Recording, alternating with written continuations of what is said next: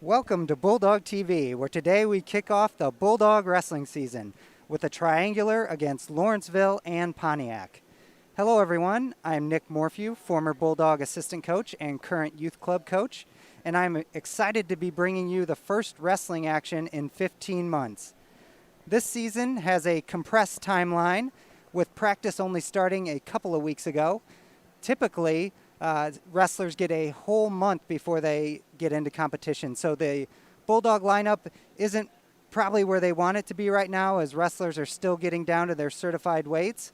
But these Bulldogs have about 25 dual meets scheduled over the next 30 days. So they will see a lot of action. This season, there is no dual team postseason, but there is an individual postseason run by the Illinois Association. That postseason will run the final 3 weekends in June. But before we get more into this season, let's have a look back to an outstanding 2019 and 2020 season.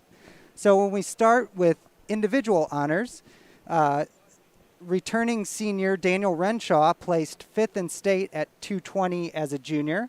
Also joining him was returning senior Gage Granadino. He was a state qualifier and had a very competitive state tournament, so I think that was a big confidence boost for Gage. A big milestone might be reached today. Currently, Coach Ledden is tied atop the MS wins leaderboard with Rob Porter at 252 dual meet wins.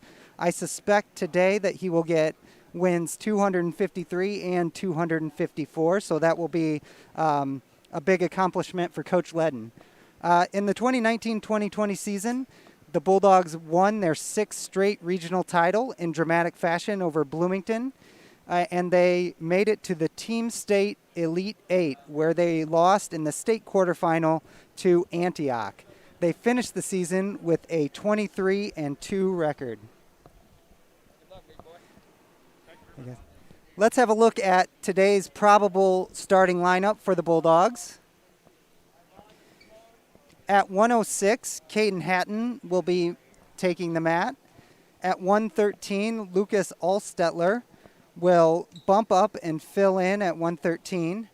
At 120, Isabel Leahy, freshman, will be wrestling. At 126, senior Peyton Ragona will take the mat. And then 2 freshmen at 132 and 138, starting off with Gage Decker and then Talon Pollock at 138. At 145, we will see Logan Petro, and at 152, junior Braden Heinhold. 160, we'll see senior Peyton Myers, and then 170 will be either manned by Gage Granadino or Hayden Nelson, both seniors, and Hayden was just named a captain earlier this week. At 182 will be sophomore Brennan Hauser. The Bulldogs currently do not have a 195-pounder for this meet, but I suspect that Granadino, Nelson, and Hauser will do some shuffling around. At 220, Daniel Renshaw, also a captain and senior, will wrestle 220. And at heavyweight, we will see sophomore Colton Crowley. So those are your Bulldogs. I think that the keys to today's meet, or actually not just today's meet, but the whole season, I am looking forward to seeing if the lightweights can provide balance in this lineup. So since I've been affiliated with the program, it has been very upper weight dominated, and I'm really looking forward to this year to see if some lightweights can step up and make some positive contributions to the team. Last when we saw the Bulldogs, they were outstanding at transitioning from takedowns to pinning combinations. Pretty much almost everyone in the lineup would get a takedown and go right to work on top. And so I'm really looking for that, hoping that carries over this season. And finally, the Bulldogs have struggled to score on bottom at times. And so hopefully they can get their points and get escapes and not be ridden out as much as they have in the past. So here's a look at our upcoming Bulldog TV schedule. Next week, there's a rare Friday night dual meet against STM, Hoopston, and Champaign Central. And then the following week, there's a Tuesday, Thursday, both starting at 6 p.m., 2 triangulars there. And then on May 22nd, there will be a Saturday morning meet with Springfield and Centennial. So that's where we're at as we're coming into this unusual 2021 season. I'm excited to see these Bulldogs. They had a great season last year. They have a huge freshman class that came in. So I'm excited to see how they develop and progress throughout the year. This meet will start at 120 pounds today. And first up for the Bulldogs will be Isabel Leahy. The Bulldogs are wrestling Lawrenceville in this first meet, and then Pontiac in the third meet of today's triangular. The Bulldogs defeated Lawrenceville 68-9 last season. And once again, if the Bulldogs win this dual meet, Coach Ledden will sit alone atop the Mahomet-Seymour coaching win leaderboard, which is quite an accomplishment.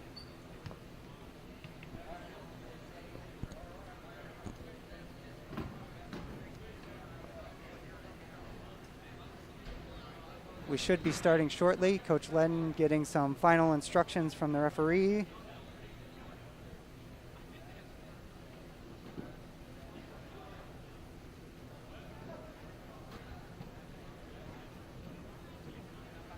One of the Bulldogs that's missing from the lineup today is Mateo Casillas. He will be back once he gets down to his certified weight at 195. All right, welcome this morning. We have 3 rounds of wrestling today. We're starting off with Lawrenceville versus Mahomet-Seymour. Second round will be Lawrenceville versus Pontiac. And our final round will be Pontiac versus Mahomet-Seymour. We do not have a national anthem singer this morning, so if you could rise and say the Pledge of Allegiance. I pledge allegiance.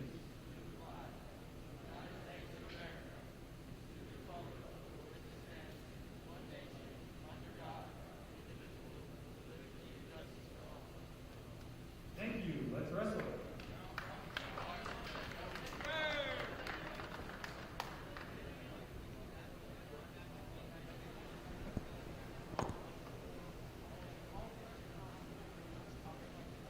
Okay, Isabel Leahy takes the mat against Shariah Heyer from Lawrenceville. So we have an all-female matchup here to begin our 2021 season, which seems appropriate as women's wrestling is on the rise. Before the pandemic, it was on track to becoming its own IHSA sport with its own individual state tournament. I have not looked to see if that's been put on hold, but it was supposed to come into effect next season. So these two ladies will have the opportunity to compete against other young women next season.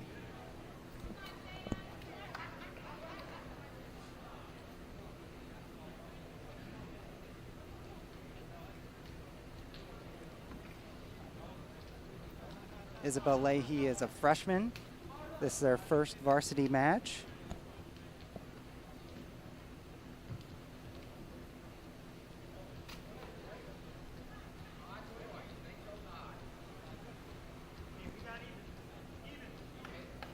And here we go, the 2021 season about to kick off. Both wrestlers go for a strong collar tie. Oh, there's a shot by Heyer. A left side high crotch. She's trying to switch over to a double, and she drives Leahy to the mat, but Leahy falls to her back. She's got to get to her belly here. This is Shayna Heyer from Lawrenceville. Heyer has a cross wrist ride.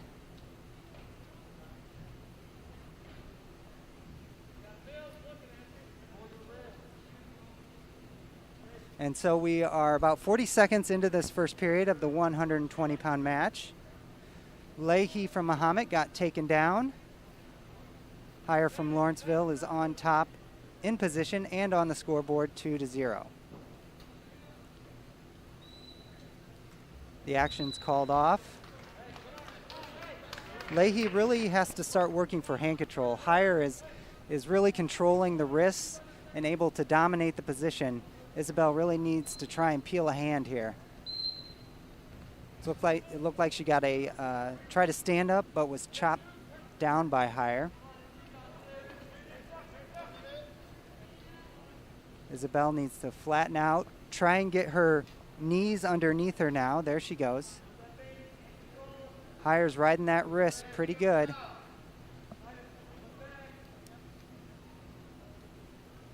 Looks like Higher was trying to sink in a chicken wing, and Isabel's turning her hips a little bit too much. Higher hop sides for the half, but nothing going there. Higher is able to get a cross wrist roll through tilt, and she's getting back points here with 20 seconds left to go in this first period.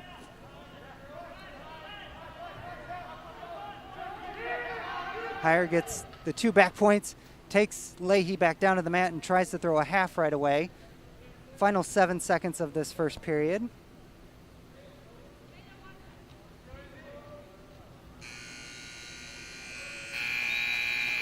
(4-0) Higher at the end of 1. If I were Coach Ledden, I don't think I'd put Leahy down. She was ridden for a while in that first period, and it looks like she chose neutral. We didn't get to see an attack from Leahy, but Higher, sweep single from Higher. Nice, and she catches Leahy on her back, but no back points. So Higher shot a high crotch to her left, and then she shot a right side sweep single in this match, attacking both sides.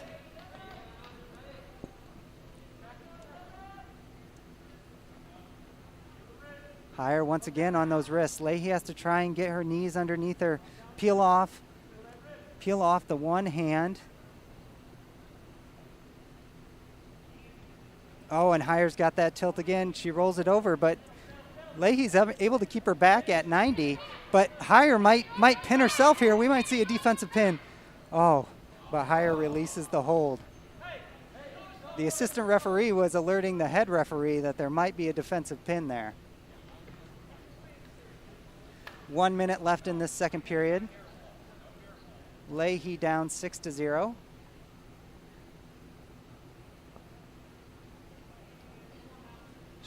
Isabel just can't seem to peel a hand off here to get hand control.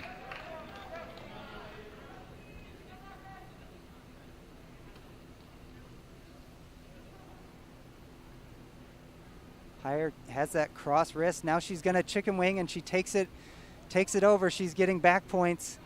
Isabel really needs to peel that hand off her wrist.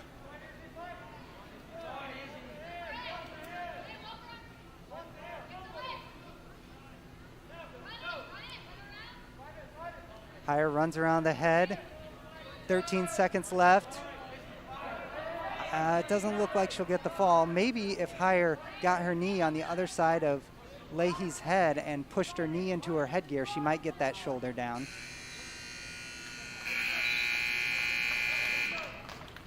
So 3 more back points, and Higher has the major decision. She'll earn 4 points for her team if she beats Leahy by more than 8 points, or I should say 8 points or more.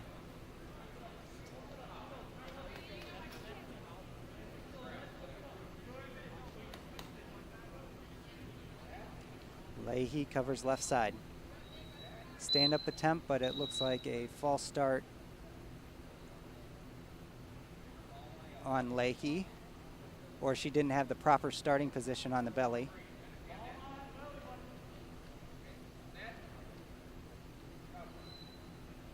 Stand up again by Higher.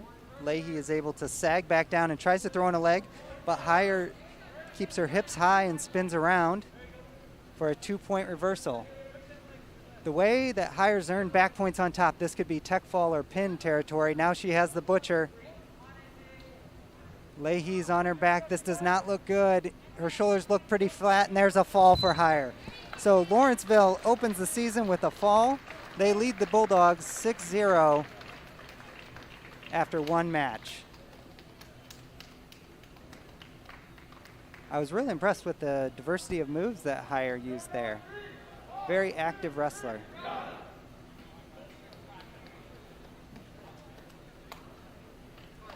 The next match will be at 126. This should be Peyton Ragona, a senior for the Bulldogs. Last year, Peyton was 27-18 with 9 falls. And it looks like Peyton will take a forfeit.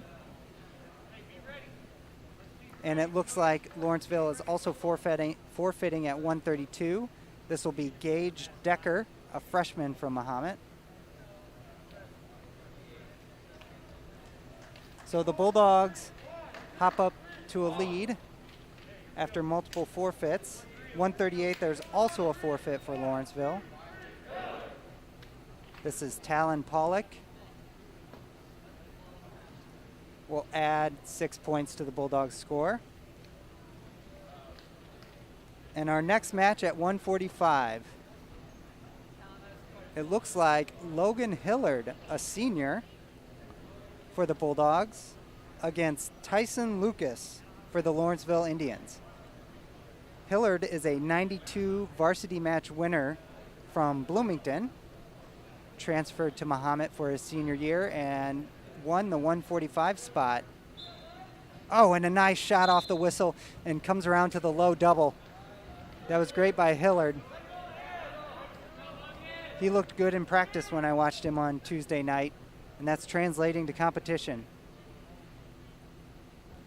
Hillard has a lot of pressure forward on his toes. Good ride here. Looks like he might be trying to dig out a meat grinder, or a scarf as some people call it. He needs the tight waist though. There he goes. He pops the arm over his head and is settling in, and this is tight. 1:23 left, plenty of time in this first period for a fall. And there's a 6-pointer for the Bulldogs. Logan Hillard with the first pin of the season for the Bulldogs. Nice aggressiveness there from Hillard. 152 now, we'll see junior Braden Heinold. And he will face Wade Miller from Lawrenceville.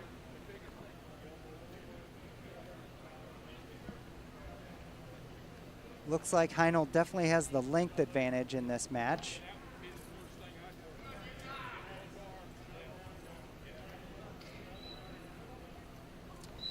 Heinold goes to the tie-up. I'd like to see him work more from distance. He's got some good quickness, good shot and reshot ability. He shoots with one arm, pops to a low double. That was a nice little shot, and he goes right to work. Here's that transition from a takedown to a pinning combination. Heinold is really digging in for that chicken wing. That's one of his strongest moves on top. We're only 25 seconds in this match, and Heinold has a wing tilt, getting some back points here. And now he's going to settle in and run the wing around the head, and there's another 6-pointer for the Bulldogs. Braden Heinold makes quick work of Miller, and the Bulldogs extend their lead.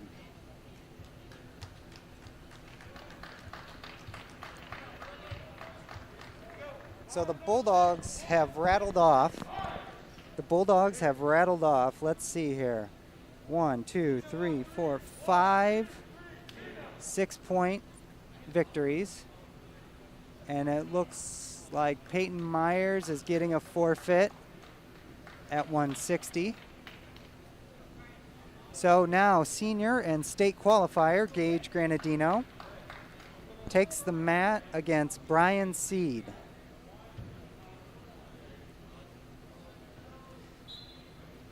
Gage had a really competitive state tournament. He lost in the wrestlebacks to the eventual 4th placer in overtime. So I think that really proved to him that he belongs with the state's top wrestlers. And that confidence boost is is going to be really helpful for this season. So a snap and spin for Gage. He's going to cut Seed here.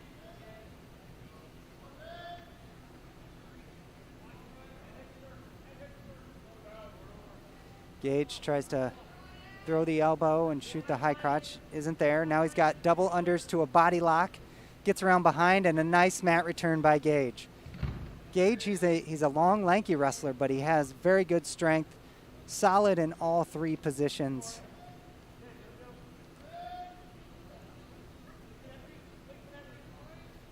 Oh, he tries a pick and then just snaps and spins.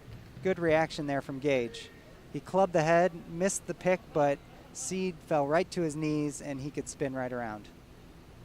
Gage is really good on top with these legs, really punishes people, and now he's got the banana splits. It doesn't look like he got the 2 count, though, for the back points. 40 seconds left in this first period. Granadino up 6-2. I think he has a power half. I can't tell from my angle. The legs kind of slip out, and he has more of a body scissors. I don't think he can pin Seed in this position unless he really adjusts. Gage needs to really get his hips down and some pressure on Seed. 15 seconds left. If Gage can wrap his legs in for the grapevines, there he goes. The double grapevines. Oh, but Seed's able to roll to his belly. That is not an easy position to fight off of, especially when Gage Granadino is on top.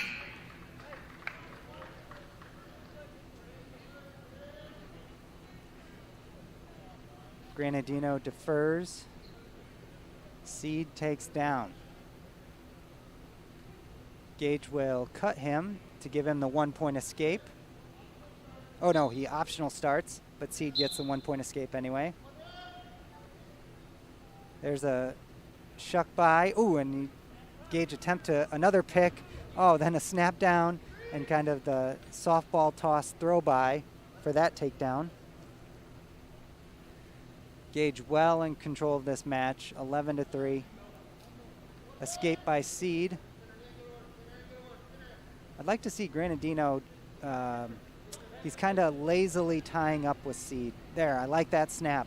I like him to be more forceful and really move his hands, not just hang there when he ties up. Seed gets snapped into Granadino's leg. Looks like Gage might be working for a stalemate here. Just clamping on. Oh, there Gage is able to get his hips back. He's in good control. He reaches underneath to the far ankle. Gage needs to reach that left arm through the legs and spin. Oh, he goes right, transitions to a far side cradle.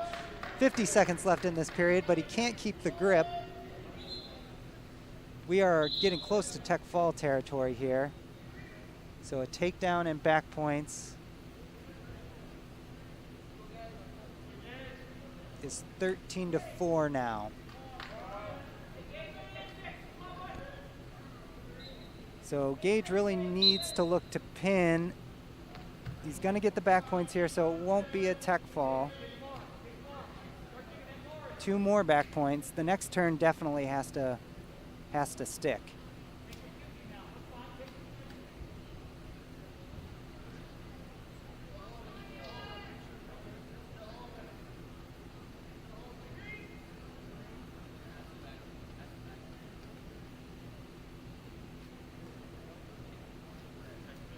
Granadino looking for that banana split he got earlier. I'd like to see him actually grab the ankle and then grab his own wrist to keep that a little tighter. He's got a Turk in a crossface now, but time expires in the second period. Granadino probably wants to pick top here, and then so it looks like Granadino will most likely get the tech fall, because the next points that are scored are going to, the next 2 points that are scored are going to be a tech fall.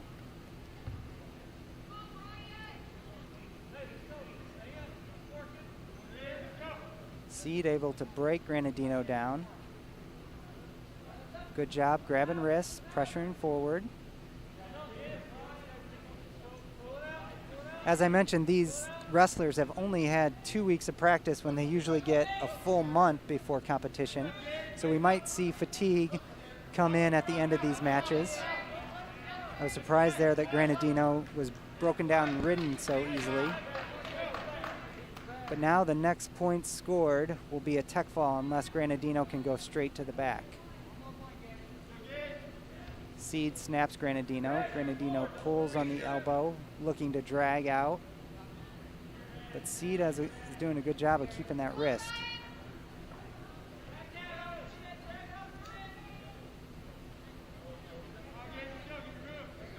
Gage shucks Seed by. Seed takes a tentative shot, but he's able to get Granadino's legs. Granadino gets his hips on him, is pressuring. He really needs to stuff the head, but he might be looking for the cradle. He's got the cradle, but he's got to take him straight back. Oh, and he earns the takedown for the tech fall. Good first match by Gage. Maybe his conditioning kind of fell out there in the third period, but that'll get better. As I mentioned, the Bulldogs have 20-something dual meets over the next 30 days. It is really crazy how much they're wrestling in this 2-month season. 182 will be Brennan Hauser for the Bulldogs against Nathan Blackwell from the Lawrenceville Indians. It is currently 41-6. Bulldogs are in the lead.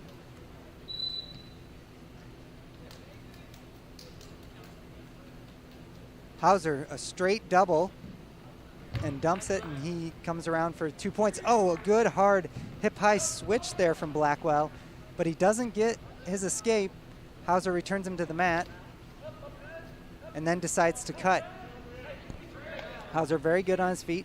Ooh, that was a good post by Blackwell, but Hauser's able to just force him down. Goes right to that tilt, and he's getting back points here. Maybe he got a 2 count.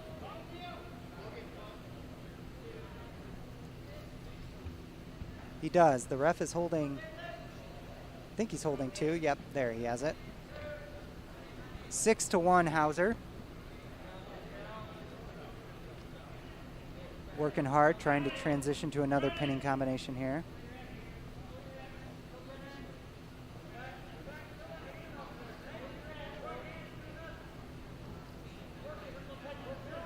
Just under a minute left in this first period. And Hauser has a wing tilt. Hauser's in good position, getting his count. He got the 3-point near fall, and he will cut Blackwell now. Hauser digs in an underhook, gets good head position, tries to throw by, oh, and then goes around for a sweep single, but quickly grabbed both legs on the way down. That was nice by Hauser. Hauser had the underhook, tapped the near leg, and then went all the way around and switched sides for that sweep single. Blackwell was really off balance there.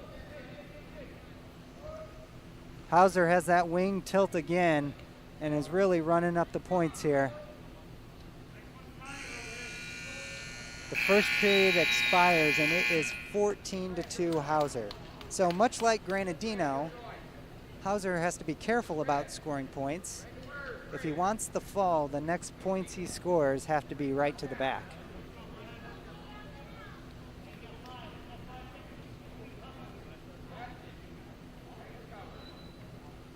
Hauser with a stand-up. Blackwell grabs the ankle, but Hauser's able to peel off the hand. Hauser right to that underhook again.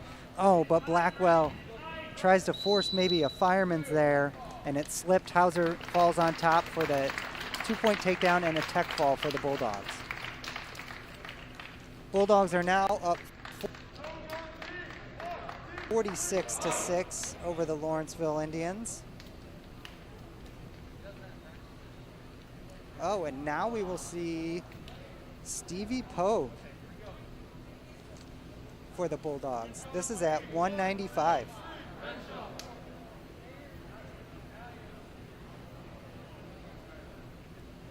And Pogue takes the forfeit. Another 6 points to the Bulldogs score. They're up 52-6 now in the last few matches of this meet. Now we will see Daniel Renshaw. He placed 5th in state at this weight last year. Renshaw told me this week he's going to the University of Illinois, majoring in bioengineering, and is also going to walk on to the U of I wrestling team. Now, I know what you're thinking. There's no way someone can major in bioengineering and wrestle for the U of I, but Daniel Renshaw definitely can. He's near the top of his class here at Mahomet. He just finished 5th in an academic competition for biology. He's a 3-sport athlete, currently doing track and wrestling. So if anyone can manage their schedule and pull that off, I think it's Daniel Renshaw. Renshaw trying to dig in some underhooks. He's definitely moving forward and is the aggressor here. He is wrestling Dalton Spann from Lawrenceville. Ooh, Renshaw doesn't take the greatest shot. His head kind of went straight to the mat, and he's stuck underneath Spann here. Renshaw really has to circle to that leg he wants. He needs to move his feet, circle towards the Mahomet bench. Now he goes, grabs both legs, and maybe going to try a high post, but Spann switches his pressure. Renshaw trying to come up, catches a leg, and he will come out the back door for 2 here. There's 43 seconds left. Renshaw, this is where he's best, on top with the legs in. If there's one area I'd like to see Daniel improve, it would be in neutral. He really needs to find that go-to attack that he can rely on. Renshaw tilting now. We've seen lots of tilts from these Mahomet wrestlers. Heinold, Granadino, Hauser.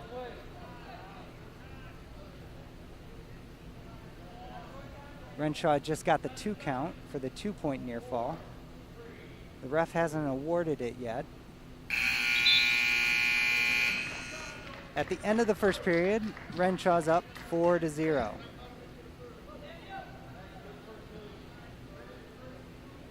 Spann defers. Renshaw takes down. So Coach Ledden, I guess it's official, has won his 253rd dual meet. He sits alone atop the MS all-time wins leaderboard.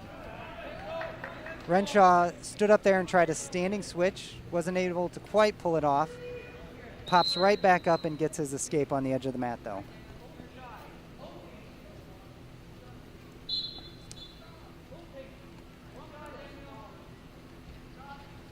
Renshaw is able to just do a snatch single, switches to the double, and now he's going to cut Spann and try again. Renshaw still very active here. Pushing forward and hand fighting. Looks like he's probably going to do a slide by the way he's dangling that arm. No! Oh, he shoots a head outside single but falls flat on his belly. He didn't bring his hips with him and turn that corner for that high crotch.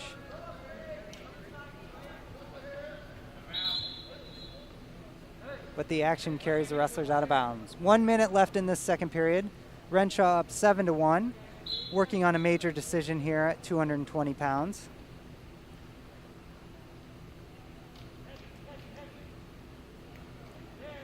Renshaw looks like he's trying to pull Spann's left leg to hit a single.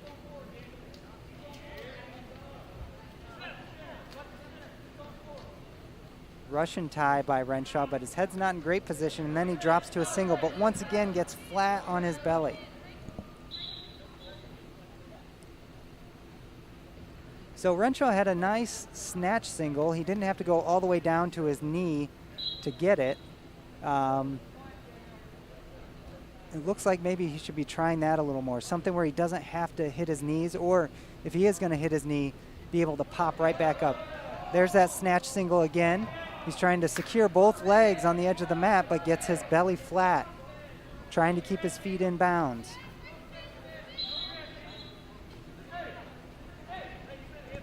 Back to the center, 9 seconds left in this second period. 8-1 Renshaw. Coach Ledden just yelled at Renshaw, keep driving your feet. When Renshaw is getting in on these shots, he kind of stops moving and his knees stay stuck in the ground. He really needs to keep driving through. There he goes, moving his feet.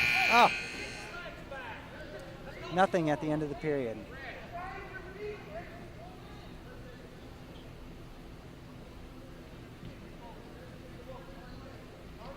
Spahn chooses down. Renshaw with a chop to a collar ride spiral. Gets the leg in. Has good forward pressure.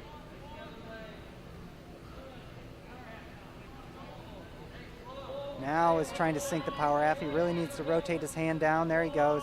Oh, he just hops off the legs. And he needs to drop his chest. Good job by Daniel. That's tight. This should be a fall. And there's another 6-pointer for the Bulldogs. Daniel Renshaw opens his 2021 campaign with a fall. Bulldogs are now up 58-6. And sophomore Colton Crowley will take the mat at heavyweight. This will be a forfeit for Crowley. And that will lead us to the last two matches of this first meet. At 106, it'll be Caden Hatton for the Bulldogs. And for Lawrenceville, I think it's going to be Brianna Ritchie.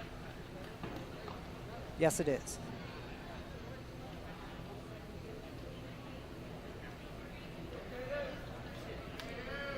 Caden was 31-13 as a freshman. 31 wins, pretty impressive. Bulldogs have a very tough schedule. Caden was a little undersized for 106, but he's really grown into it this year. He's one of the wrestlers I'm watching to have kind of the biggest improvement. It's hard to improve on 31 wins, but now that he's a full 106, I think he's going to have a good year. Oh, nice shot off the whistle. His head is outside on that low single. He's going to try and switch over, drive in and switch over to the double. Ritchie is fighting well. She's locked between the legs. Hatton's able to get around to the far leg. He has the double now, and that's a 2-point takedown for Caden Hatton. Ritchie bellies out. Good aggressiveness from Caden here. On those low singles, I've seen it taught where your head should be in line or inside the knee, and then you can sweep around and grab the low double. Caden likes to shoot those with his head outside, so if there's one thing for the coaches and him to work on is have a strategy to finish those low singles.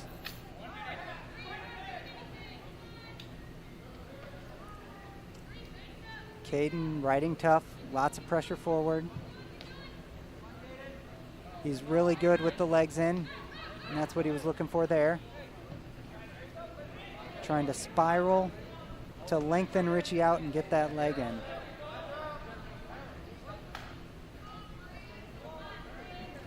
"35 seconds left to go in this first period of the 106-pound bout.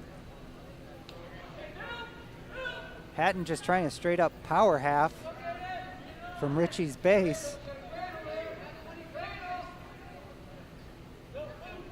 But she's able to fight it off, and now Hatton isn't in a great position. He really needs to slip that leg in on the inside now.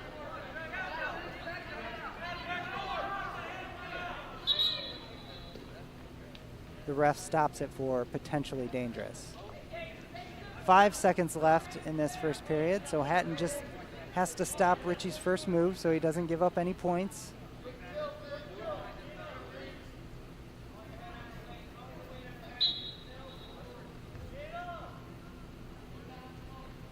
Ritchie tripod, but this period will end. 2-0 Hatton.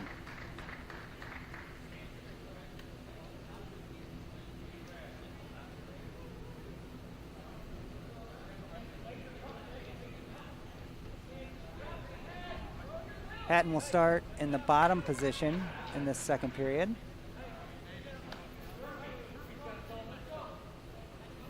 I think I'd like to see Caden work from his feet a little more in this match. Hatton with nice movement. Richie follows well. He's able to pop to his feet. Ooh, he was working on the hands and then tries to drop to the leg, but he can't get it. Now Richie drops to an ankle, and there is a stall call, I think. If you drop to the leg and just hang on, that's usually a stalling. I couldn't quite see the referee's signal from this distance. Hatton knee slide. Doesn't really get much distance on that knee slide, but is able to find a hand and is now trying a Granby. Richie has that near side half, which is good. Oh, but she pulls her arm out. Hatton should be able to come around behind. He should be able to pop his head out and come around behind, but Richie is holding on. Nothing yet. 1:22 left in this second period.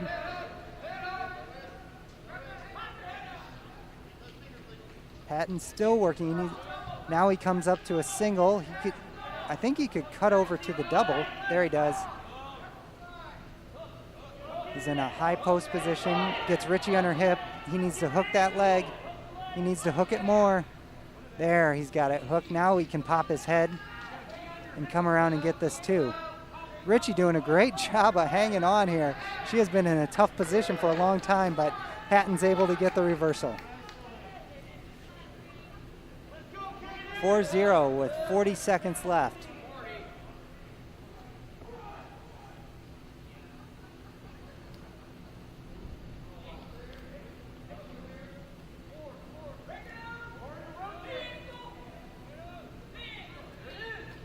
The Bulldogs will face the Pontiac Indians in our third meet of the day.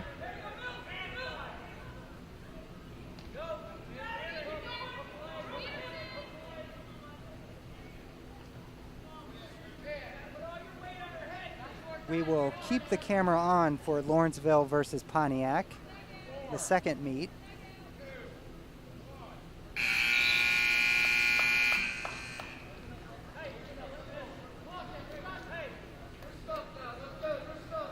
Hatton chooses neutral.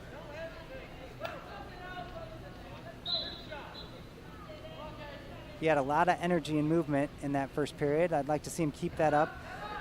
It looks like it was a crossbody shot. It might have been a fireman's attempt, but it turned into a high crotch attempt. Richie locking between the legs again.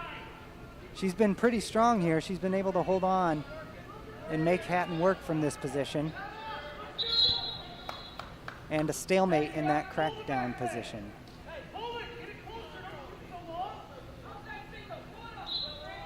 Coach Ledden was telling Hatton to pull the leg that he wants to him so he isn't shooting that long crossbody shot. Hatton gets his head buried underneath.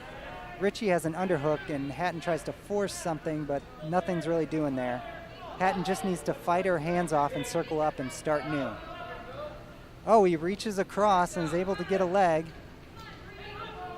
Ooh, Richie is draped over Hatton. She's not in a particularly strong position, but she's able to turn her hips, and she might be able to use the out of bounds to her favor here. 1 minute left in this match as the wrestlers go out of bounds. I'd like to see Caden shoot from distance. Don't use the tie-up. Get in close, tap and go. There's that quick shot, but when Caden gets that, he doesn't really have a plan for finishing. That's definitely something I would work on this week. Another stalemate, but Hatton has taken all the shots in this match. 47 seconds left.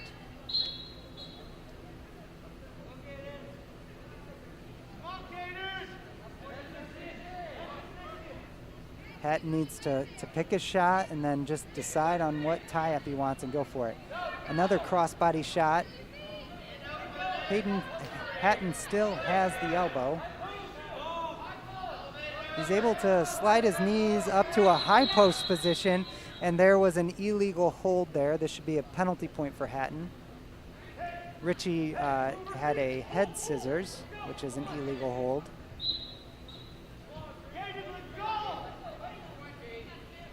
20 seconds left. Can Hatton get one more takedown here? A nice fake, and then Hatton gets in on a head outside shot, but once again, he's cross body. And he's trying to work into Ritchie. I would think he would want to square up with him more, but Hatton gets the decision for the Bulldogs. The first victory of the year for sophomore Caden Hatton. And now we will have two 106-pound wrestlers that are bumping up. We have Lucas Altstetter from Mahomet and Isaac Foster from Lawrenceville.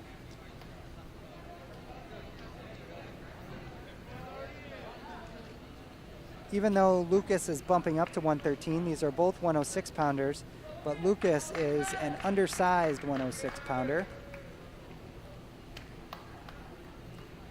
So he should probably stay outside the tie, maybe try and shoot from distance, not get caught underneath. Use sweep singles, something that you can cleanly finish on the outside of Foster's body. Foster drops into a single, but Altstetter defends it well, trying to work from short offense. It looks like he might want a near side cradle, but he doesn't quite have his hand position right. Oh, good movement by Altstetter, but he gives up the seat belt, and Foster was able to get the 2 points. I liked Altstetter's movement when he was in front of Foster there, trying to run one way and then another. Foster is a lot longer, so it's hard to get around behind a long wrestler like that. Nice hand control from Lucas to get out. And now it's 2-1 in favor of Foster from Lawrenceville.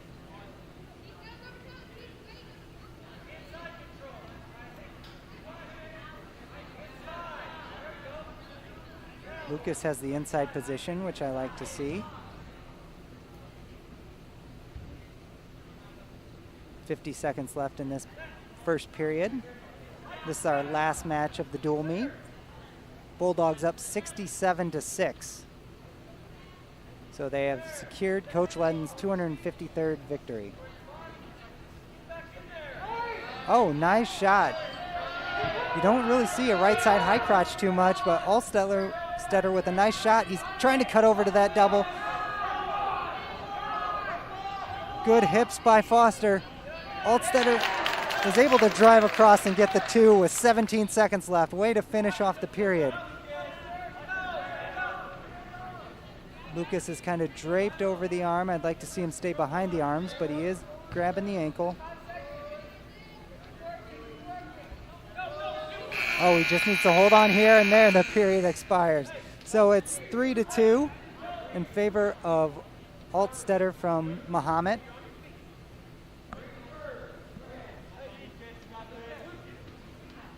The Bulldogs defer.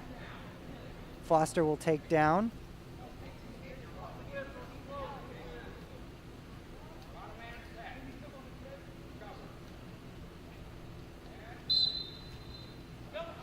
Lucas tries to go to the ankle. Foster had a good first move, is able to turn and face. Now, Lucas doesn't want to give up the reversal here. Foster earns his escape. Altstetter has shown some good strength. This is, he's giving up about 10 pounds here, but he's able to keep a hold of the leg. We've seen him drive to his feet a couple times.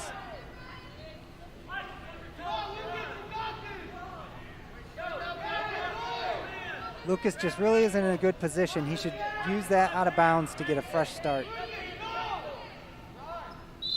There you go. All right. Back to the center now with 1:17 left in this tied match at 113.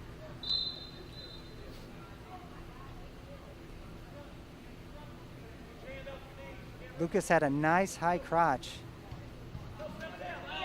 to his right side to get himself back in this match. Oh, nice drop down from Foster. That was good. He elevated the elbows a little bit and dropped into that double leg, and he takes a 5-3 lead with 50 seconds left in the second period.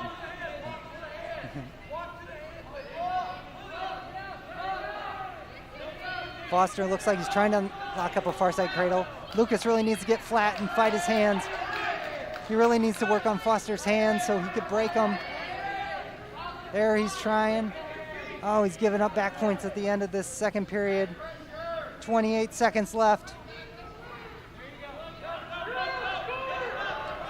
He does break the grip. Foster, I think, only got 2 back points there. Lucas back in on that double. I think he would earn his escape here.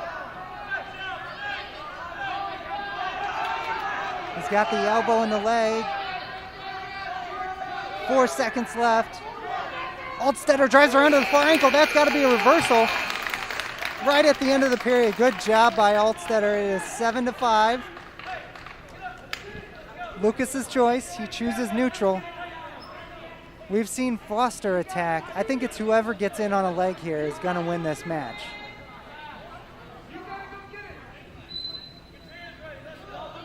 Coach is telling Lucas that he needs to go get it. I think so too. It's whoever gets in on this next shot. Oh, Foster takes a straight double. Lucas really needs to belly out. Oh, but a locked hands. Locked hands from Foster. Gives Altstetter a point.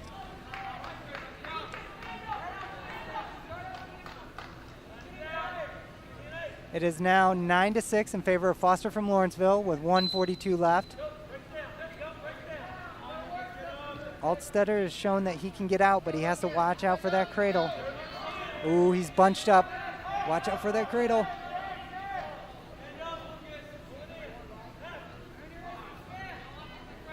Foster's draping. He's really looking for it. Altstetter needs to take that hand and put it on the other side of his head or peel off that crossface. Now he just needs to fight the hands. Ledden telling Lucas to grab that crossface off.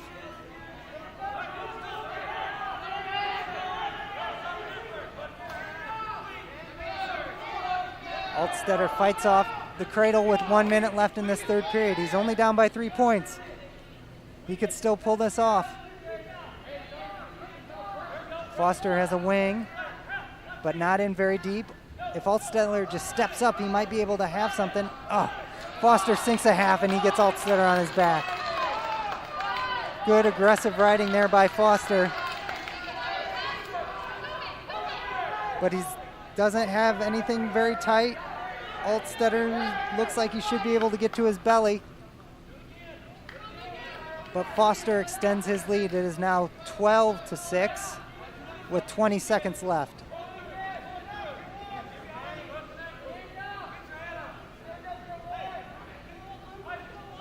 Altstetter had a really good 2 periods against the bigger wrestler. And time winds down on this 113-pound match.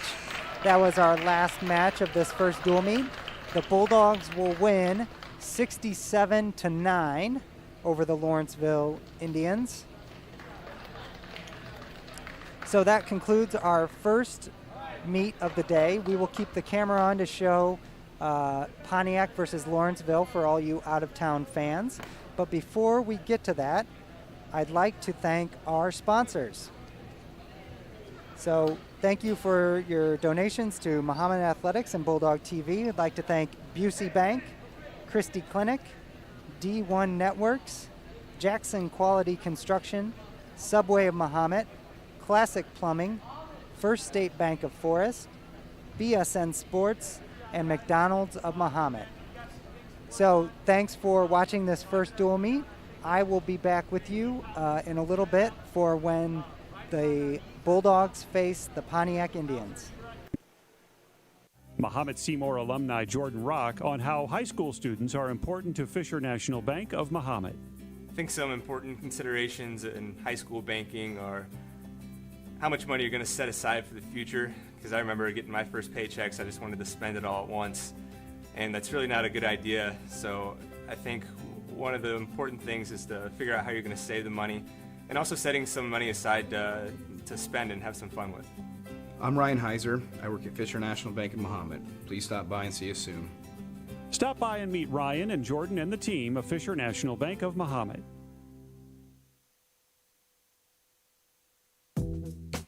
Jackson Construction and Restoration is a family-owned and operated company specializing in residential and commercial services.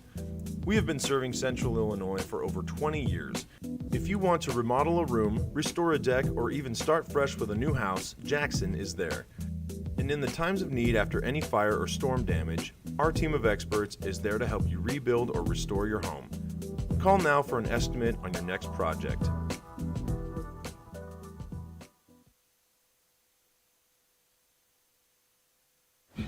I am never getting married.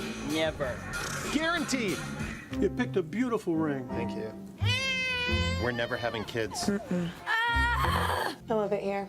We are never moving to the suburbs. We are never getting one of those.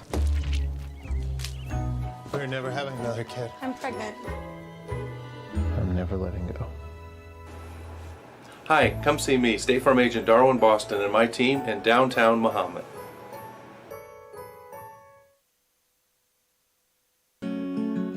For 150 years, you've believed in Busey. You dreamed of owning your first home. You partnered with us to customize a plan. You started a business. You trusted us to guide you through the ups and downs. You wanted to leave a legacy. You allowed us to bring your dreams to life.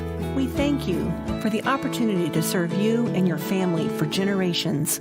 Busey, fulfilling dreams since 1868. At D1 Networks, we take our role in connecting, protecting, and monitoring businesses in Central Illinois very seriously. When you need us, we'll be there, with service that sets the standard. From access control and structured cabling, to video surveillance and fiber installation, we always strive to provide creative solutions to the ever-changing technology needs of our clients. Contact D1 Networks today. Visit our website or call us at 855-836-6363. One company is on a mission to put 1 million people to work each year. Sounds like a big number, doesn't it? Not to Express employment professionals. Are you looking for the right opportunity?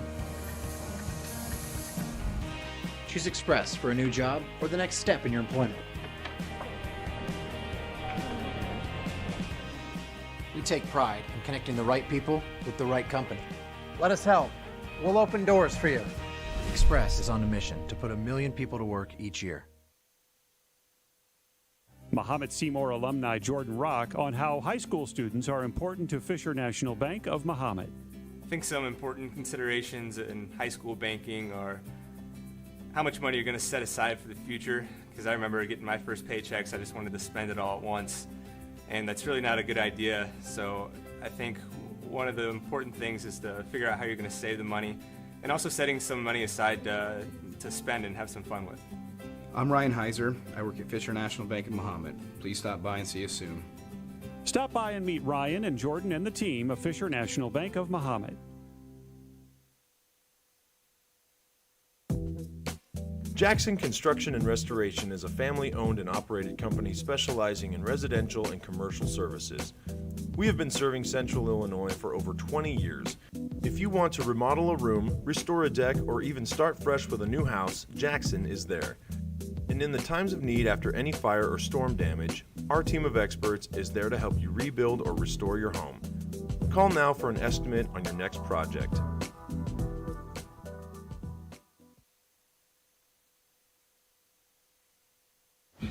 I am never getting married. Never. Guaranteed. You picked a beautiful ring. Thank you. We're never having kids. I love it here. We are never moving to the suburbs. We are never getting one of those. We're never having another kid. I'm pregnant. I'm never letting go. Hi, come see me, State Farm Agent Darwin Boston, and my team in downtown Mahomet.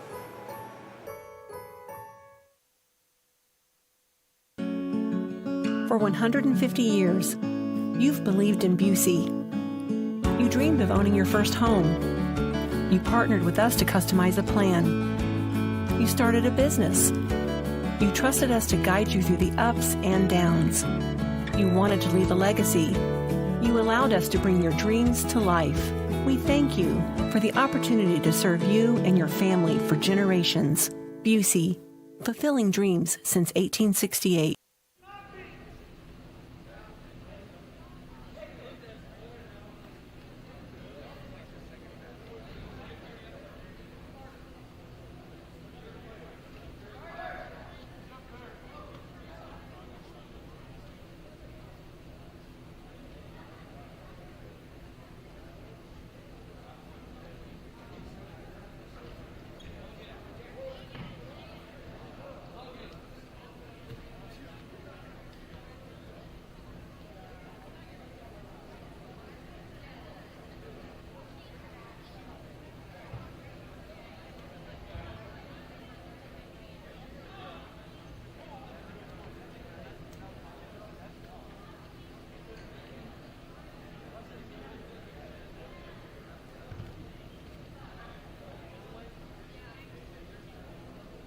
To the mat, please. We must win it. Thank you.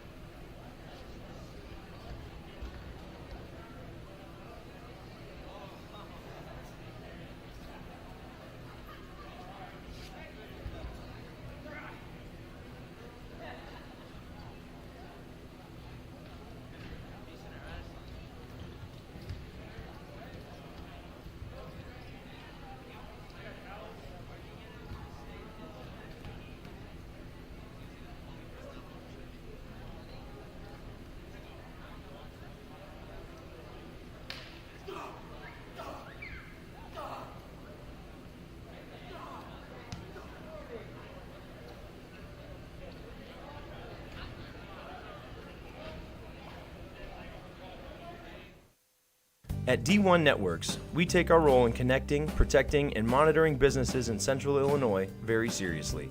When you need us, we'll be there, with service that sets the standard. From access control and structured cabling, to video surveillance and fiber installation, we always strive to provide creative solutions to the ever-changing technology needs of our clients.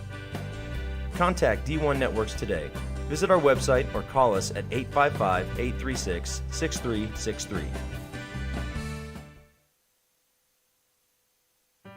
One company is on a mission to put 1 million people to work each year. Sounds like a big number, doesn't it? Not to Express employment professionals. Are you looking for the right opportunity? Choose Express for a new job or the next step in your employment. We take pride in connecting the right people with the right company. Let us help. We'll open doors for you. Express is on a mission to put 1 million people to work each year. Mahomet-Seymour alumni Jordan Rock on how high school students are important to Fisher National Bank of Mahomet. I think some important considerations in high school banking are how much money you're going to set aside for the future, because I remember getting my first paychecks, I just wanted to spend it all at once, and that's really not a good idea. So I think one of the important things is to figure out how you're going to save the money, and also setting some money aside to spend and have some fun with. I'm Ryan Heiser. I work at Fisher National Bank in Mahomet. Please stop by and see us soon. Stop by and meet Ryan and Jordan and the team of Fisher National Bank of Mahomet. Jackson Construction and Restoration is a family-owned and operated company specializing in residential and commercial services. We have been serving Central Illinois for over 20 years.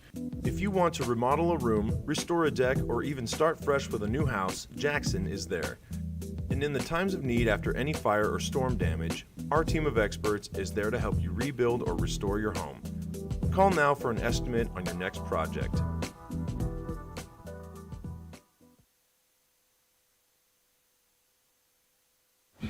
I am never getting married. Never. Guaranteed. You picked a beautiful ring. Thank you.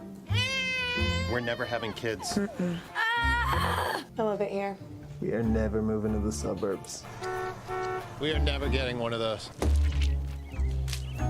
We're never having another kid. I'm pregnant.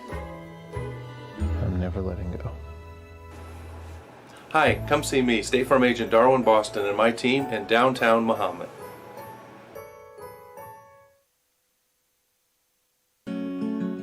For 150 years, you've believed in Busey. You dreamed of owning your first home. You partnered with us to customize a plan. You started a business. You trusted us to guide you through the ups and downs. You wanted to leave a legacy. You allowed us to bring your dreams to life. We thank you for the opportunity to serve you and your family for generations. Busey, fulfilling dreams since 1868. At D1 Network.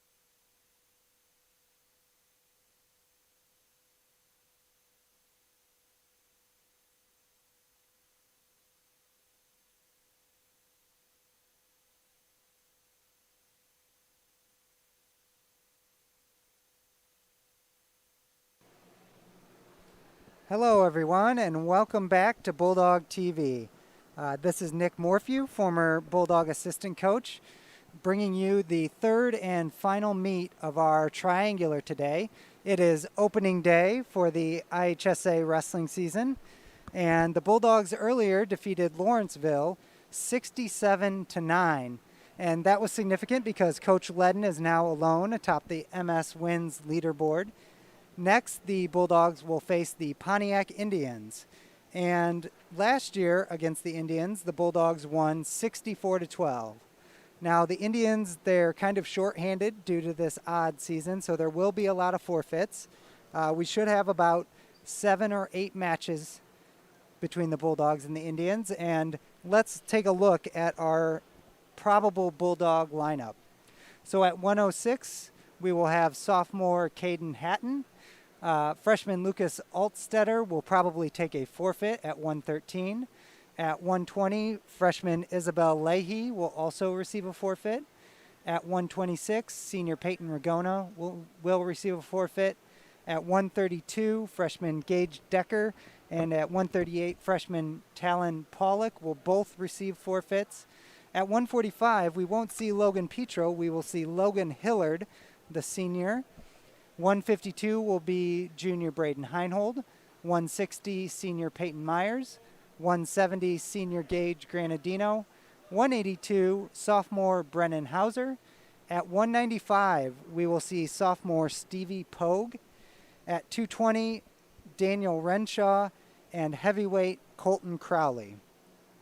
Before we get started here, I would like to thank our sponsors, Busey Bank, Christie Clinic, D1 Networks, Jackson Quality Construction, Subway of Mahomet, Classic Plumbing, First State Bank of Forest, BSN Sports, and McDonald's of Mahomet.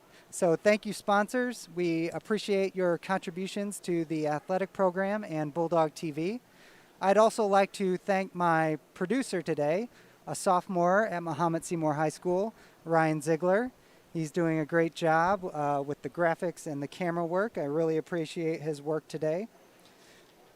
So looking ahead, the Bulldogs will wrestle next Friday, a rare Friday duel at 5 p.m., which we will have on Bulldog TV. They will wrestle St. Thomas More, Hoopston, and Champaign Central. And then the following week, two home triangulars against Clinton and Prairie Central on Tuesday the 11th and Thursday the 13th against Monticello and Cumberland. We have many more broadcast dates, but those are just that's the upcoming schedule here. As I mentioned at the very top of our broadcast, there is no team postseason this year, but there is an individual postseason that is sponsored by the Illinois Wrestling Coaches and Officials Association. And regionals, we will have a home regional here in Mahomet. I'm not sure if we will broadcast that, but that will be kicking off sometime in mid-June. So the wrestlers have one match under their belt. These Bulldogs have only been practicing for at most 2 weeks. Some of the football players and soccer players have only been practicing for a week. I talked with senior Gage Granadino, and he told me that, this was basically his first week of practice. So we are seeing some conditioning issues. Wrestling is so hard, such a tough energy expenditure that you just can't walk off the street and wrestle a 6-minute match. So all the wrestlers on the mat today are rounding into form still. However, the Bulldogs looked great. They had a lot of bonus point wins in that first match. And Pontiac has a few really good wrestlers, so we should get some good matches in the few matches that we will see in this dual meet.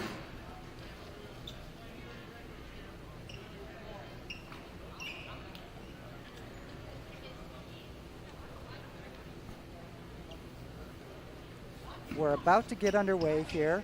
The dual meet technically starts at 1:32, but our first match will be at 1:45, where we will see Logan Hillard from Mahomet against Christian Wiles from Pontiac.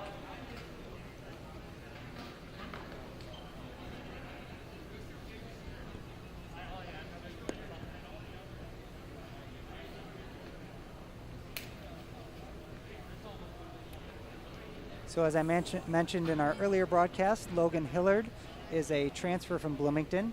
He has 92 varsity wins at Bloomington High School, and his first match in a Mahomet singlet was pretty impressive. He had a nice low single that he converted right to a double leg, and then went on to pin his opponent in a straight-on half. Very impressed with his first match in Mahomet colors.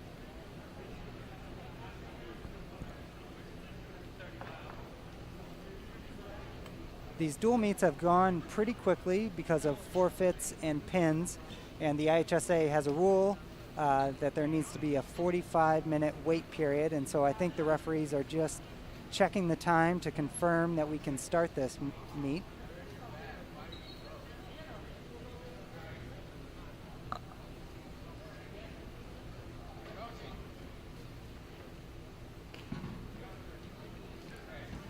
They're doing the captains in the center to decide which of the weights gets first choice.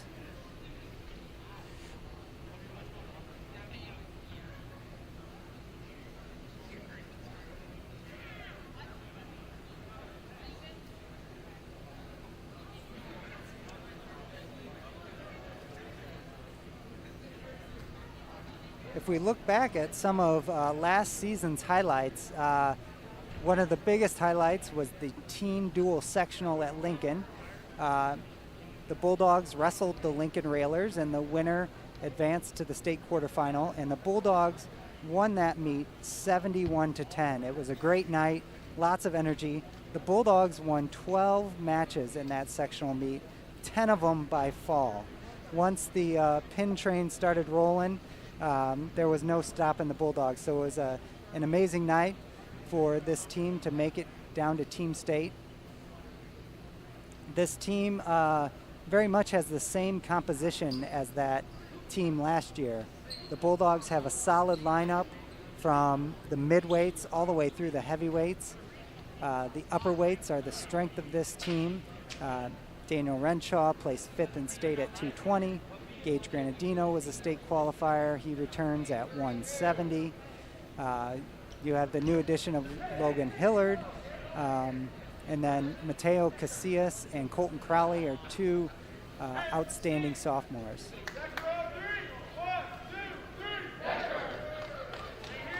All right, it looks like we're going to get this meet underway. Gage Decker, the freshman, will take a forfeit.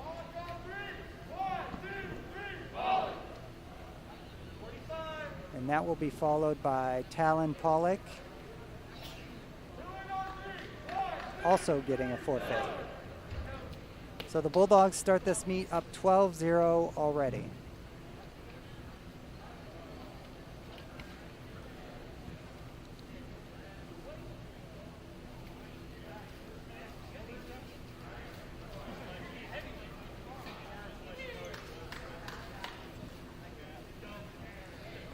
And here we go, the second meet for the Bulldogs this season. They have about 25 more over the next 30 days. Level change by Hillard right at the beginning of the match. Outside head single by the Pontiac wrestler. This is Christian Wiles, but Hillard defends it and gets on top and goes to work. Hillard has a good tight waist now. He switches to a cross wrist ride. Tried to do a roll through tilt, but couldn't settle down.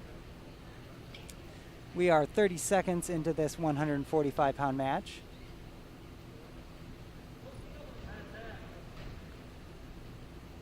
This is the first time I'm really paying attention to Logan wrestling, and he's a very energetic wrestler. I like what I see from him already this season.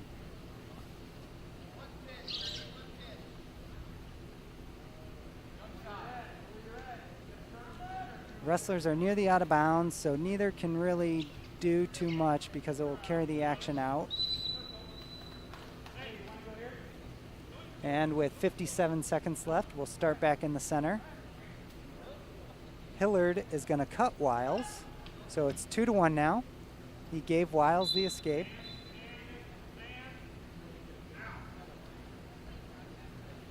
Hillard with a head club high underhook right to the high crotch. That is a great combination of moves there. You could tell that Logan has drilled that a lot. I love that combination myself. Oh, and now he gets the arm on the back and a strong half. 35 seconds.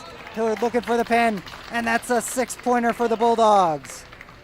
Logan Hillard starting his senior season out 2-0.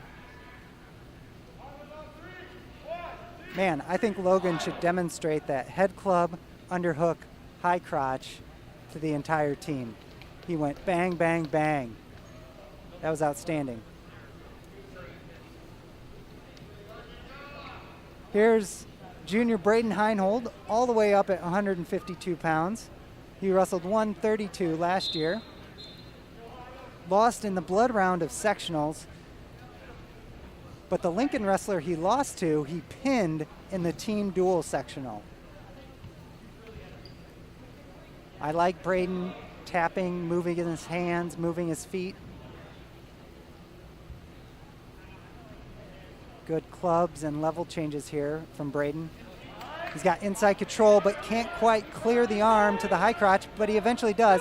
He's on his feet he's got to drop his hips to try to get two, and he does, but good counter by this Pontiac wrestler. This is Drew Burns. Good scramble here and good hips from Burns. Nothing yet. Heinold now is kind of in trouble of giving up the takedown. He just has to hold on for dear life and hope the action goes out. Heinold's able to get his legs back. Now he's in a good position. Heinold really needs to grab the near ankle, but he spins around and gets the 2-point takedown. That was a good flurry. Good scramble initiation there by Drew Burns. But that is a lot of energy to expend in the first period. And like I said, these wrestlers aren't in peak condition yet. Burns up to a switch right away. Heinold stands up with him. Braden trying to sag and bring Burns down. Burns gets good hand control, turns in, but Heinold drops to a leg, switches over to 2 and drives in. Braden was in danger of getting a stalling call by just dropping to the leg, but he went right to the double leg and drove Burns to his butt and was able to keep the top position. 23 seconds left in this first period. Heinold with the chicken wing gets a little high, and Burns gets the escape right at the end of the period. Burns has a body lock, and Heinold drops to the ankle to scramble, and the action carries him out of bounds. 15 seconds left in this first period. I think this is going to be a great match. Is anyone going to take a risk with 10 seconds left?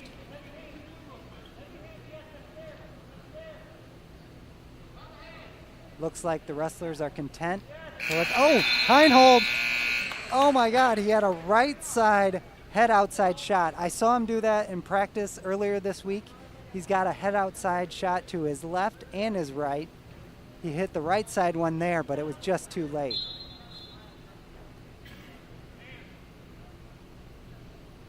Burns, I think, picked neutral there.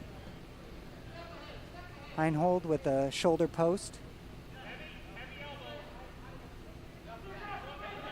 Man, that was a slick right side shot. Heinold's looking for that elbow control to hit it again, and he does. High crotch to a double. Man, that right side shot looks good. He goes right to a chopped wrist.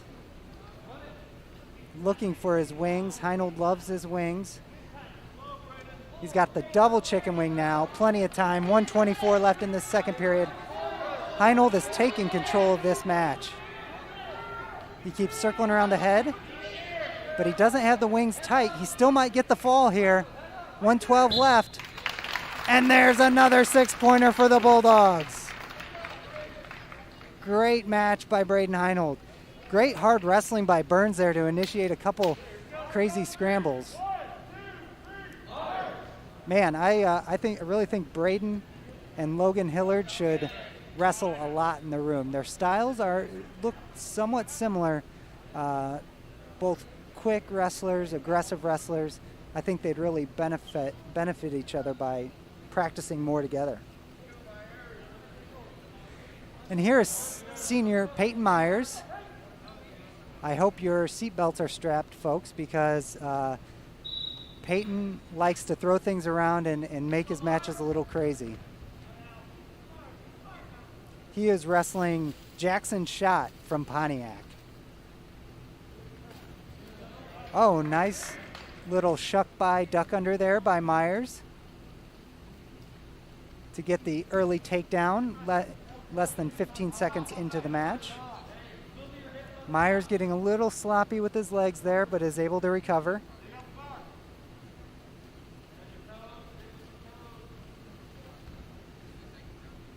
And he will cut Schott.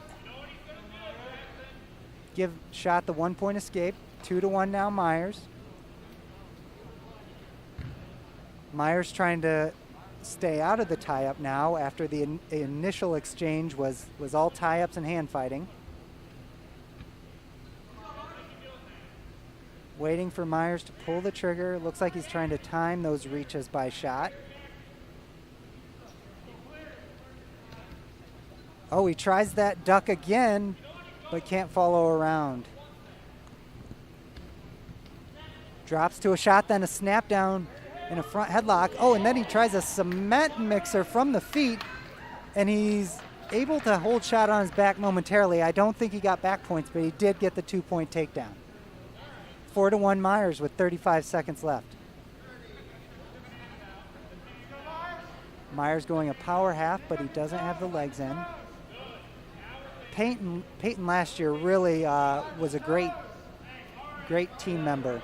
I think he was certified at 152, but he wrestled all the way up at 170 for regionals. But he has enough power and explosiveness to make some things happen at those upper weights. He's close to his more natural weight of 160 here today. Oh, and Myers pulls shot on top of him. So almost a costly mistake at the end of the period by Peyton Myers.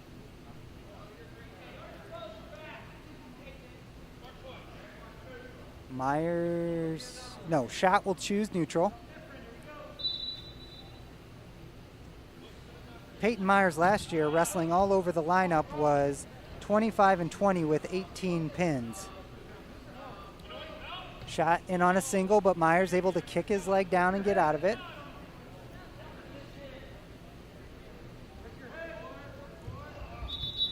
Now he just Myers drives shot off the mat.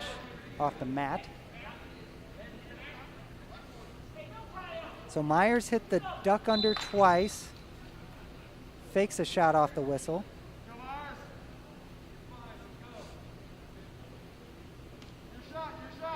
Heavy club by Myers.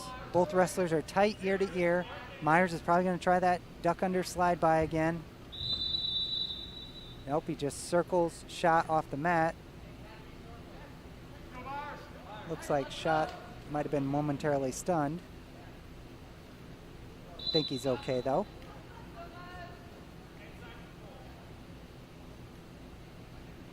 Peyton's starting to get a little lazy with his tie-ups. A little predictable, not really being forceful. Tries to pop an elbow for a single.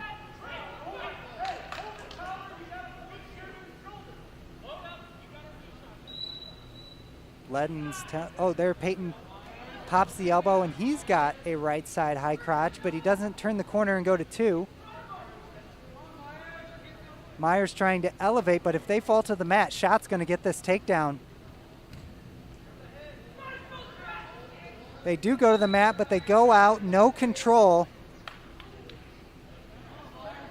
They will start neutral with 52 seconds left in the second period. Myers up 4-1.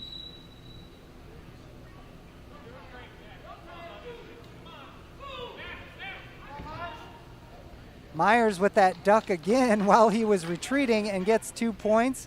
40 seconds left still in this second period. There was a good example of using your own opponent's momentum against them. Shot was pushing into Myers pretty hard. Myers just was able to pop the elbow, slide to the side, and Shot kind of fell right on his knees.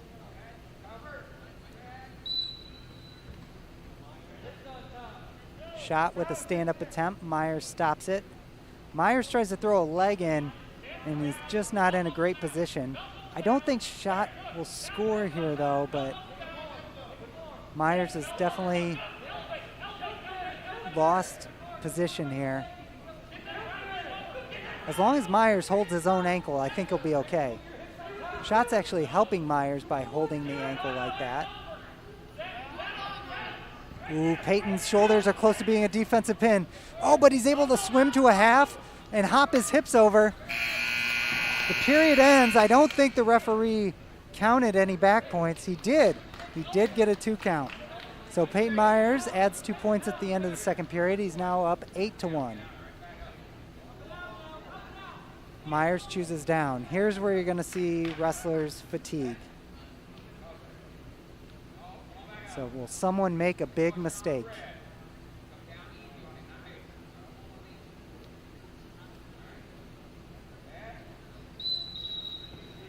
Second caution, I believe it was on the Pontiac wrestler. The Bulldogs are up 24-0 in this dual meet. Oh, and a third caution. That's got to be a point, right? Apparently not. Myers, no move off the whistle, but he tripods up. Shot throws in the legs. Myers trying to headhunt now, but shot sinks the half. Myers trying to flip his hips. He's a strong kid, so he was able to survive that situation. Myers trying to tripod up and swim out, and he does. He comes out on top with a 2-point reversal. Myers has secured the major decision. He can add 4 points to the team score if this 10-1 margin holds.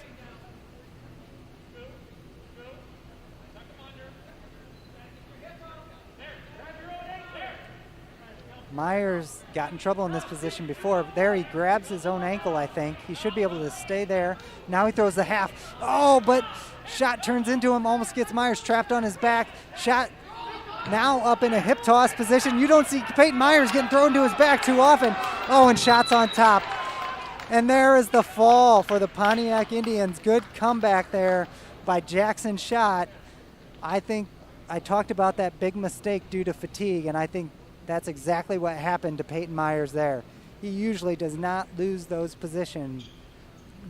types of positions when he's in good form. Nice comeback by the Pontiac wrestler.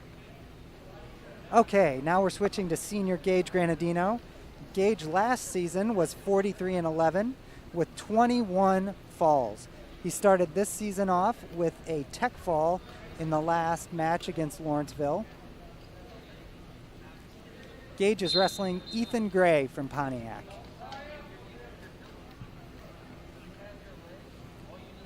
Gage has always had a good single leg shot. He seems to be able to finish a high percentage of the single legs he takes. He's looking like he wants to go upper body and try a shuck or a slide by here. Oh, a nice drag, but can't get to the legs. Good front headlock by Gray.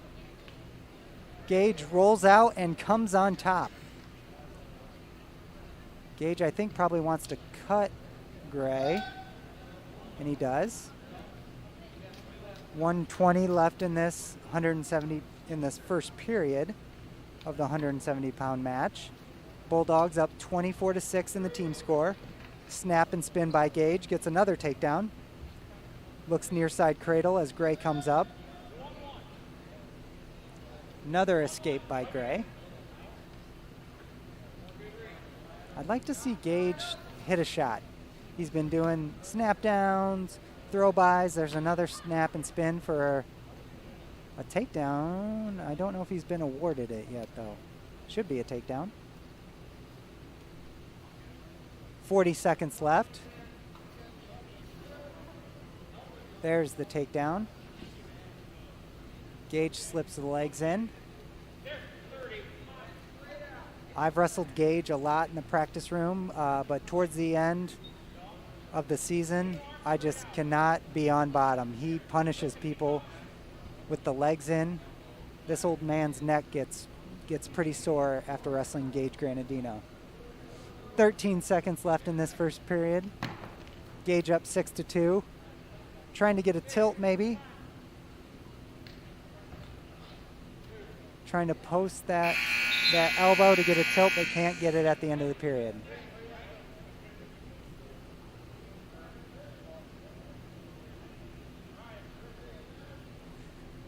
Gray from Pontiac will choose down. Guessing the legs are coming in here from Granadino if he's not cutting. A collar ride spiral, trying to get the left leg over the top and in, and he does. Gray rolling around trying to make Gage unstable so he can maybe swim out.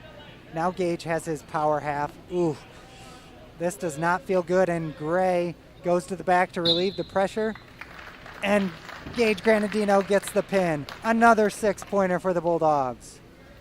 They are now up 30-6 over the Pontiac Indians. So a nice start to the season for Gage Granadino, 2 bonus point wins. At 182, sophomore Brennan Hauser takes the mat. he will have a forfeit. So 195, Stevie Pogue will wrestle Aiden Lockwood from Pontiac.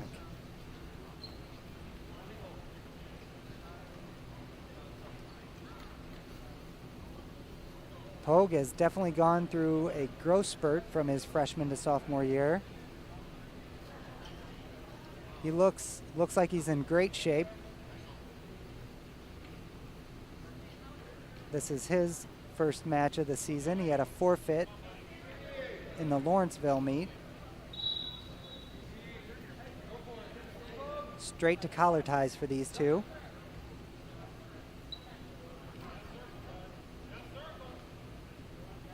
The regular starter at 195 is Mateo Casillas, an outstanding sophomore who, as a freshman, was 40-12 with 22 falls. Lockwood drops in on a shot, but Pogue able to defend it, picks up that near ankle, keeps his hips in, and spins around for the 2-point takedown. Nice job from Pogue. Mateo is currently playing in a doubleheader for the Mahomet baseball team. Pogue gets the arm across the back. He needs to hook the near ankle, though, before he tries to drive that over. Pogue trying to pull instead of chop forward there. Lockwood's able to get to his feet. Pogue returns. 1 minute left in this first period. 195 pounds. Bulldogs are up 36-6 in the team score. Pogue is in danger of pulling Lockwood on top of him. This is not a great position from Pogue, but he gets the second leg in and is able to get stable on top. Oh, he finds a half here with 30 seconds left in the first period. Oh, Pogue gets the fall. Another 6-pointer for the Bulldogs. Wow, what looked like some sloppy positioning turned into a fall. Good adjustment by Pogue. He got that second leg in and was able to right himself on top of Lockwood, then hop sides completely to sink that half. Okay, it looks like we have from Pontiac, Dalton Terrera against Daniel Renshaw from Mahomet.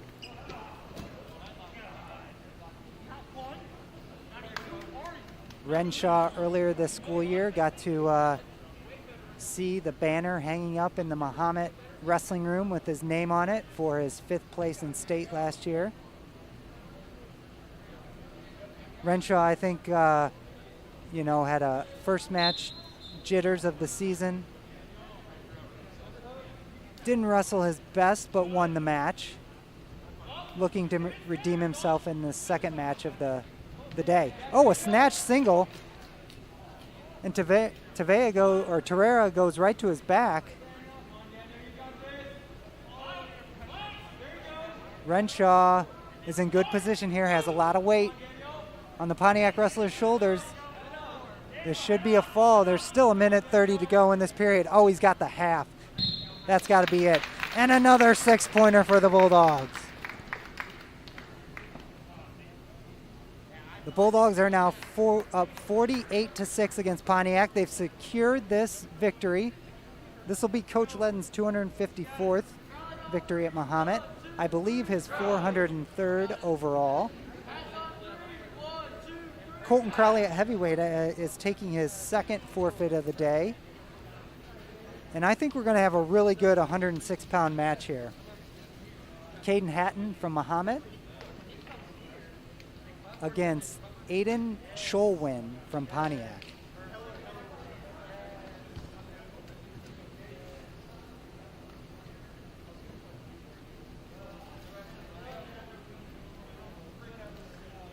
Hatton won by decision in his first match of the day against Lawrenceville.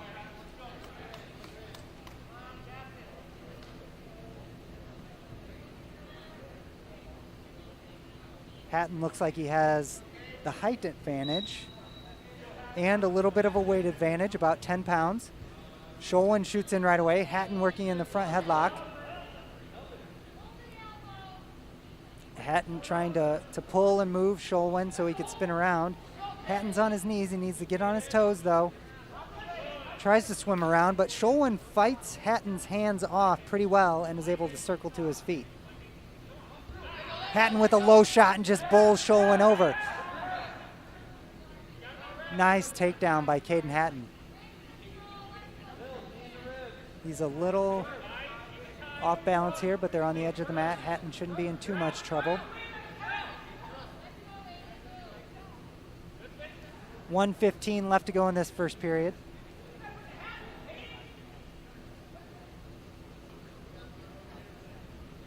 Hatton has his arm draped over. Scholwen's not letting it go. It seems like Scholwen should be able to maybe pop out the side if he keeps fighting Hatton's hand. Oh, Hatton has the Merkle.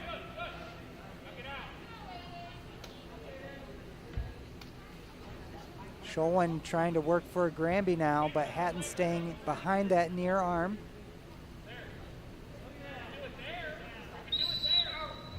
All right, so Hatton looked like he struggled to control Scholwen there. Maybe a fresh start in the middle of the mat, he can get a much cleaner breakdown to keep Scholwen under control. Caution on Hatton. 41 seconds left to go in this first period. Bulldogs up 54-6 in the team score. Hatton switches sides, goes for a chop and is able to get the wrist. Driving forward. Trying to tilt. I don't know if he has Scholwen quite in his lap. I think Hatton should readjust here. Come back on top. Oh, Scholwen steps over. But Hatton fights it off, able to stay on top. I think Scholwen has some good hip movement, but he's not getting hand control, so Hatton's able to stay in control himself. That's the end of the first period at 1:06, 2-0 Hatton from Mahomet.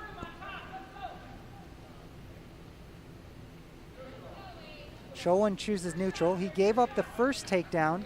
Both wrestlers were kind of on their knees, and Hatton just blasted through him.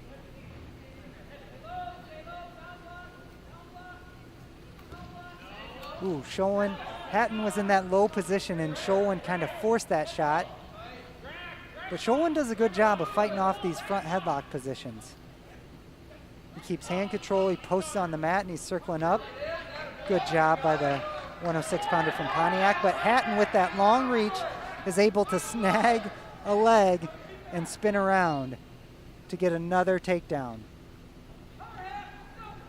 It's now 4-0 in favor of Hatton from Mahomet.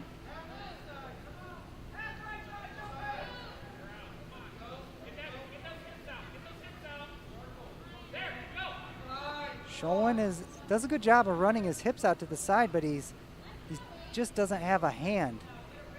Scholwen fights the hands well from the front headlock position, but on bottom he's struggling to find a hand.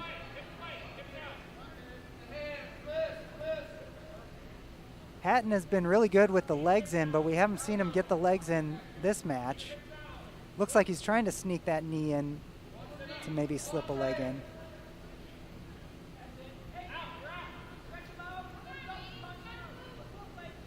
.40 seconds left. Hatton just riding a 2-on-1. Scholwen reaching back and snagging Hatton's leg. Stalemate call will get a fresh start.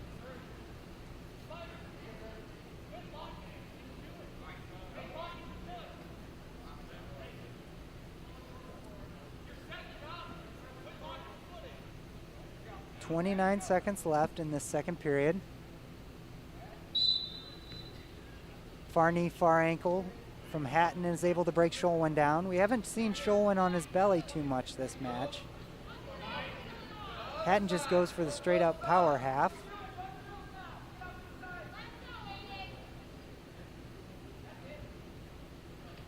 Does have the half on the near side, and Hatton does have long arms. He might be able to make something happen here. Scholwen just kind of reaching back for the leg. And that's the end of the second period. So we'll once again see the conditioning effect here in this third period. Hatton with a nice knee slide attempt, and then gets his knees out again and tries a Granby shrug. He's able to get the reversal. Sholwin couldn't follow.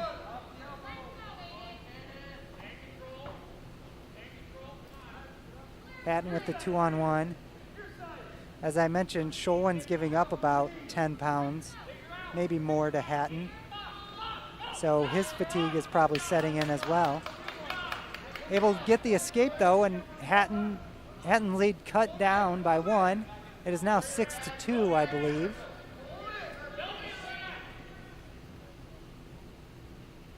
Hatton tried to rush Sholwin again, but instead Sholwin's able to keep his feet. Oh, Hatton with a nice little shuck on the edge of the mat picks up a takedown.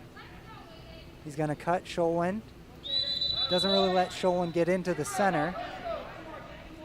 The scoreboard says 8-2. I think it might be 8-3, but I could be mistaken. Sholwin with a long shot. Oh, he's got the strength to at least pull in the leg. Hatton really needs to get his hips into this. Get his hips down, push on the head. Yeah, stay on the head. Keep sagging the hips, and Hatton needs to spin to the left side and grab the near ankle. He's just content for the stalemate. Wrestlers started on their feet with 44 seconds left in this third period. Hatton with that quick shot, and his head's in the middle. This is where he wants to be. He could go over to that double. Hatton up into a high post position, comes out the back door, and around for the 2 points. It is 10-2. That must be the correct score. So Hatton does have the major decision with 25 seconds left in this 106-pound match.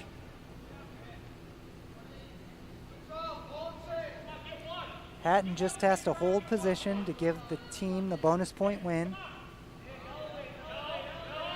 Going for a tilt, but he really doesn't. He is getting a count, though. Not the prettiest of tilts. He's got to watch his shoulders. Good job by Caden Hatton trying to get those extra points at the end of the match. He will win 12-2. The Bulldogs' lead has been extended. It is now 58-6. And I think that was our last match of the day. Just a couple forfeits here from Lucas Altstetter for Mahomet. Isabel Leahy and Peyton Ragona will all get forfeits. So the Bulldogs start 2-0. Definitely have some things to work on. More weeks of practice and their conditioning will improve, but there were quite a few wrestlers who I liked what I saw. I liked Logan Hillard a lot. He looked really good. Gage Granadino was impressive in his wins, taking care of business. The next time we will be with you is next Friday, May 7th, for a quad against St. Thomas More, Hoopston, and Champaign Central. So before we sign off, once again, I'd like to thank you all for watching. I'd like to thank my producer, Ryan Ziegler, and we'd like to thank all our sponsors one more time. Busey Bank, Christie Clinic, D1 Networks, Jackson Quality Construction, Subway of Mahomet, Classic Plumbing, First State Bank of Forest, BSN Sports, and McDonald's of Mahomet. So the Bulldogs get 2 victories on opening day of the 2021 season. My name is Nick Morphew, and thank you for joining me, and have a great weekend, everyone.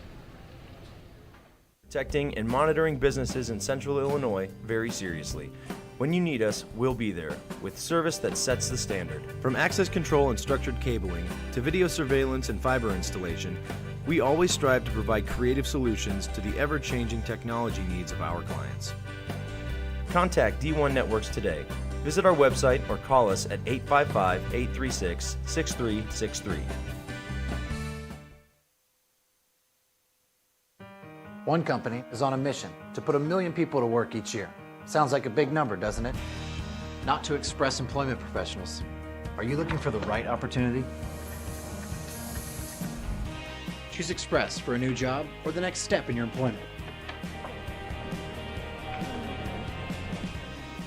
We take pride in connecting the right people with the right company. Let us help. We'll open doors for you. Express is on a mission to put 1 million people to work